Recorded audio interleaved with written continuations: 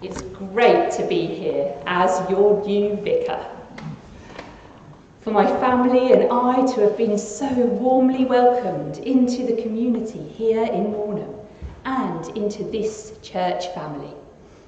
Thank you to all who've been preparing for our arrival, and especially to those who have taken the strain during the interregnum, allowing this parish to continue to flourish. But I suppose the question we're all asking at this stage is, what is God's will for us now? Now that we are entering this new and exciting stage of church life here at St Margaret's. I know lots of you have been thinking and praying about this. Lots of work has gone into producing a parish profile, which is something that gives potential new vicars information about your parish and identifies some of the priorities going forward. Those listed were children, youth work and family work, making the gospel relevant and attractive to non-churchgoers, staying in the black financially, and a new sound system. These priorities do reflect a parish that has changed in recent years, with new housing and an expanded school. There are more young people and families in and around Warnham than there were previously. Yet this church community contains fewer. This means we need to reach people with the gospel, people of all ages. And we need the resources to be able to do so in today's digital age. But doing this will inevitably involve some changes on our part. We can't carry on doing the same things while expecting different results, because they won't come. We will need to change in order to grow. We know, don't we, that God does call us to live out our faith through our presence and engagement with the community. And I know this is a church family that is firmly rooted in its local community. But what is God doing here in our local community? And how can we join in with that? Our readings this morning encourage us, I think, to discern what God is doing here in our context. The first thing I think they tell us is that God always takes initiative. We read the story of people who were liberated by God from slavery in Egypt. God promised to settle them in a land full of blessings. God chose Moses as their leader and travelled with them. This was a huge change which impacted every aspect of their lives.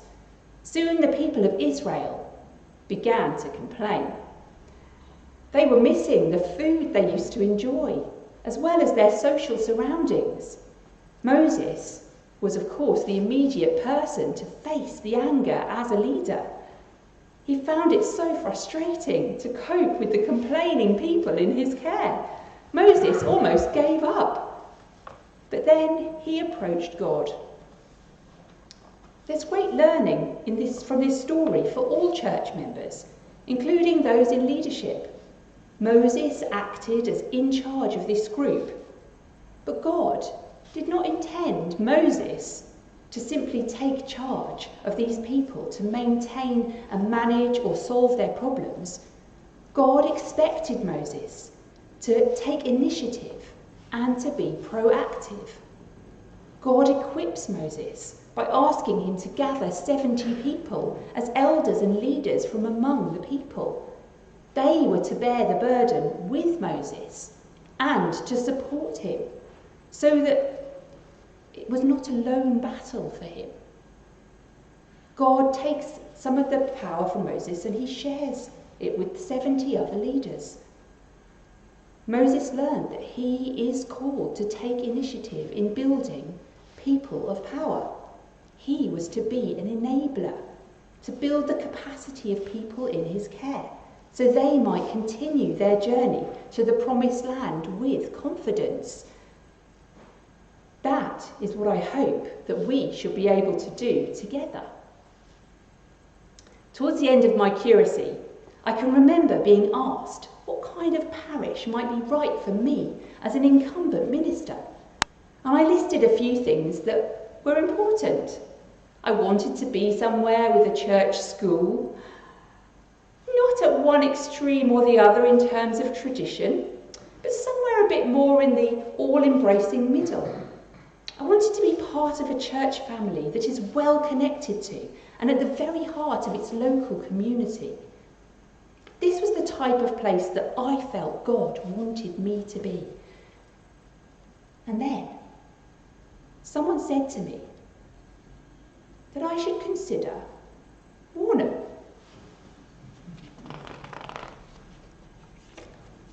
And I hadn't thought about it.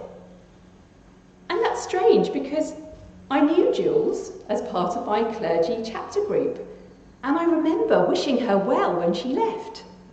This place, in vacancy, had been right under my nose. And it did seem very close to the type of parish I had begun to be describing. And it made complete sense. But it was only when someone else pointed it out that I could see, and it felt right. The more I looked, the harder it was to find reasons why God might not be calling me here. Each person I spoke to, and in all that I learned about this place, looking at the marvellous and very honest parish profile, all made this feeling I had grow stronger. There's a picture of the open church doors on the very last page of the parish profile. And on the picture it says, "Peace be within thy walls." And underneath, "Thank you for reading our parish profile. We do hope God is calling you to come to us." And you know, I haven't been able to look at that picture without crying. Because I have, from the moment this place was mentioned to me as a possibility, felt that I was being called here. I come to you as someone who is ready and very excited about taking this next step, but also as someone who feels the weight of this call. Being your vicar is a big responsibility. And to be honest, on my own, I'm probably not up to the job. But thankfully, this is not something I have to do on my own. But with Christ who called me, you who chose me, by the power of the Holy Spirit who has anointed me to serve in this way, and in all this dependent upon God. It's God's mission to lead God's chosen people to the promised land. God chooses people to participate in this mission. God's mission is progressive. It continues. We participate in something that is so much bigger than any of us. The Sundays in Trinity remind us that God has used prophets and seers, and then he sent his only Son, Jesus Christ, as incarnate God. And Jesus inaugurates the holistic mission of God on this earth. This mission has always been to reconcile to God every human being and the whole of creation through God's own chosen people. But these chosen people lost their way. So, Jesus came to set them free. Thanks to Christ, we are all free from oppression. We're free from sin and death. We are freed to love as Christ loves us. And I know that COVID-19 has significantly changed the way we minister. but God is at work. Our worship is no longer confined to four walls. We've been forced to take initiative to be church in the community through other means. Services are live streamed into people's homes. Jesus' ministry, as we read in the Gospel of Mark, was at the heart of the community. People followed him and believed in his miraculous healing ministry. Some not part of Jesus' group were still able to perform healing ministry better than Jesus' disciples. His disciples tried to stop them, but Jesus said, "Whoever is not against us is for us." Jesus wants his believers to be like salt, but he warns them, if salt loses its taste, it will be thrown away. This is very much a call to us as Christians in this place, to be like salt, with Jesus' flavour in the community. It's a call to engage with those around us, to discern afresh what God is doing here and now in our context.